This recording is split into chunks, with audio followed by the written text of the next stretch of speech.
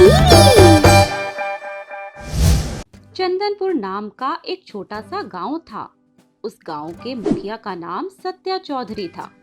सत्या चौधरी अपनी बीवी मालती, बेटी रोशनी और अपनी माँ के साथ रहते थे। मालती घर की देखभाल करती थी। रोशनी बहुत ही चुलबुली और हंसमुख लड़की थी। रोशनी अपने कॉलेज में फर्स्ट आती थी। सुबह का समय था। रोशनी कॉलेज जाने के लिए निकलती है। रोशनी बेटा, जी पापा। कॉलेज जा रही हो? जी ध्यान से जाना बेटा। और ध्यान से जाऊंगी। अब मैं बड़ी हो चुकी हूँ। आप लोग मेरी चिंता करना छोड़ दीजिए। दोनों एक दूसरे को देखकर हंसने लगते हैं। एक दिन रोशनी की माँ मालती की तबीयत अचानक से खराब हो जाती है। उन्हें लगातार छींके और खांसी आने लगती है। परिवार के सभी लोगों को शक होने लगता है कि कहीं मालती भी उसी महामारी का शिकार तो नहीं हो गई जिससे पूरा देश जूझ रहा है। परिवार के सभी लोग आपसी सहमति से मालती को घर से बाहर किसी अच्छे क्वारंटीन सेंटर भेजने की व्यवस्था करते हैं ताकि यह महामारी परिवार के किसी और व्यक्ति को ना हो जाए। मालती पहले क्वारंटीन सेंटर जाने के लिए आनाकानी करती है, पर बाद में सत्या के जिद करने पर वह मान जाती है। एक दिन की बात है, रोज सुबह की तरह आज भी चौधरी जी के घर के बाहर भीड़ लगी हुई थी। पर आज लोग अपनी अपनी समस्या लेकर नहीं आए थे, बल्कि चौधरी साहब की बीवी मालती के गुजर जाने का दुख मना रहे थे। रोशनी का रो रो कर बुरा हाल था। गांव के लोग आ जा रहे थे। मालती भाभी कितनी अच्छी थी। बहुत बुरा हुआ भाई, बहुत बुरा हुआ। सही कह रहे हो भाई, इनके घर पर तो दुखों का पहाड़ ही टूट पड़ा है। आज मालती को मरे 6 महीने बीत चुके थे। माँ सत्या को दूसरी शादी करने को कहती रहती थी, पर सत्या मना कर देता था। रोशनी भी शांत रहने लगी थी। वो अब पहले की तरह हंसती बोलती नहीं थी। रोज की तरह आज भी रोशनी कॉलेज जाने के लिए तैयार हो रही थी और अपनी माँ को बहुत याद कर रही थी कि किस तरह कॉलेज जाते वक्त माँ उसे खाने का डब्बा देती थी, किस तरह वो माँ को कॉलेज की बातें बताती थी। यह सब याद करके रोशनी रोने लगती है। एक दिन की बात है, सत्या अपने घर में बाहर बैठकर कुछ काम कर रहे थे। तभी वहाँ रोशनी के कॉलेज के प्रिंसिपल साहब आते हैं। नमस्ते प्रिंसिपल साहब, बताइए कैसे आना हुआ?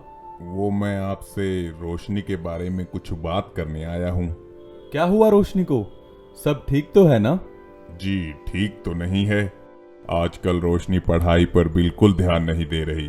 उसके परीक्षा में भी अच्छे नंबर नहीं आ रहे। वो पूरा दिन उदास और खोई खोई रहती है। मुझे लगा आपको एक बार बता दूं। आपको तो पता है कि रोशनी की माँ को गुजरे कुछ ही महीने हुए हैं, शायद तभी वो इतना परेशान रहती है। प्रिंसिपल साहब सही कह रहे हैं। मुझे भी रोशनी कुछ दिन से ज्यादा परेशान और उदास लग रही है। घर में इतना सब हो रहा है और मुझे कोई खबर ही नहीं। अगर ऐसी बात है तो मैं रोशनी से अभी बात करता हूँ। कहाँ है वो? अपने कमरे में होगी। पहले खाना तो खा लो। अब निवाला पेट से नहीं उतरेगा माँ। यह बोलकर वो रोशनी के कमरे में चले जाते हैं। वहाँ पर रोशनी कुछ पढ़ रही थी। सत्या को देखकर वो उसे छुपा देती है। पापा, आप मुझे अपने कमरे में बुला लेते? क्यों? मैं अपनी बेटी के कमरे में नहीं आ सकता? ऐसी बात नहीं है।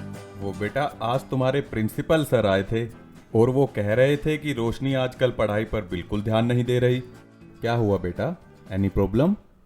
मम्मी की हत्या की गई है। क्या? पापा, मुझे लगता है कि मम्मी की मृत्यु उस बीमारी से नहीं हुई, बल्कि उनकी हत्या की गई है। नहीं बेटा, तुम्हें जरूर कोई गलतफहमी हुई होगी। आप मेरी बात को समझ क्यों नहीं रहे? मैं जो बोल रही हूँ वो सच है। मम्मी की हत्या की गई है। मेरी बात पर विश्वास कीजिए पापा। मुझे तुम पर पूरा भरोसा है बेटा, पर अगर तुम्हारी मम्मी को किसी इंसान से खतरा था तो उसने मुझे क्यों नहीं बताया? क्योंकि मम्मी जब तक हम दोनों में से किसी को इस बारे में बताती, उससे पहले ही उन्हें मार दिया गया। पर ये सब तुम्हें कैसे पता? रोशनी अपनी माँ की डायरी निकालती है और उस डायरी को पढ़ना शुरू करती है। उसमें लिखा था, आज जब मैं क्वारंटीन सेंटर से ठीक होकर घर वापस आ रही थी, मैं बहुत खुश थी क्योंकि आज पूरे 15 दिनों के बाद मैं अपने परिवार से मिलने वाली थी। पर रास्ते में नदी के किनारे कुछ लोगों ने रामू काका को पकड़ रखा था और उनसे कुछ पेपर पर जबरदस्ती अंगूठा लगवा रहे थे। क्या बे बुड्ढे, अंगूठा लगाता है कि नहीं? अंगूठा लगवाने के बाद रामू काका को उन लोगों ने मार डाला। रामू काका को मारने वाले कोई और नहीं बल्कि उनके अपने बच्चे ही हैं। उन लोगों ने मुझे देख लिया है। उस वक्त तो मैं किसी तरह जान बचाकर भाग आई, पर मुझे डर है कि वे लोग मुझे मार ना दें। ये बात मैं चौधरी साहब को बताकर रामू काका के अपराधियों को सजा दिलवाऊंगी। सत्या यह सुनकर हैरान था। सत्या को याद आता है कि मालती उसे कुछ कहना चाहती थी, पर वही बात को टाल देता था। ये मैंने क्या किया? वो मुझे यही बताना चाह रही थी और मैं था कि उसकी बात ही नहीं सुन रहा था। इसलिए तो वो अकेले घर से बाहर नहीं जाना चाहती थी, पर मैंने उसे जबरदस्ती भेज दिया। सारी गलती मेरी है, सारी गलती मेरी है। सत्या और रोशनी दोनों सुबह पुलिस के पास जाते हैं और पुलिस को मालती की डायरी को दिखाकर सारी बात बताते हैं। पुलिस जाकर रामू काका के बच्चों को पकड़ लेती है। इस तरह सत्या और रोशनी मालती और रामू काका की हत्या के आरोपियों को सजा दिलवाते हैं। अगर आपको यह वीडियो पसंद आया हो तो इसे लाइक कीजिए, चैनल सब्सक्राइब कीजिए और हमारे लेटेस्ट वीडियो सबसे पहले देखने के लिए बेल आइकन दबाना ना भूलें।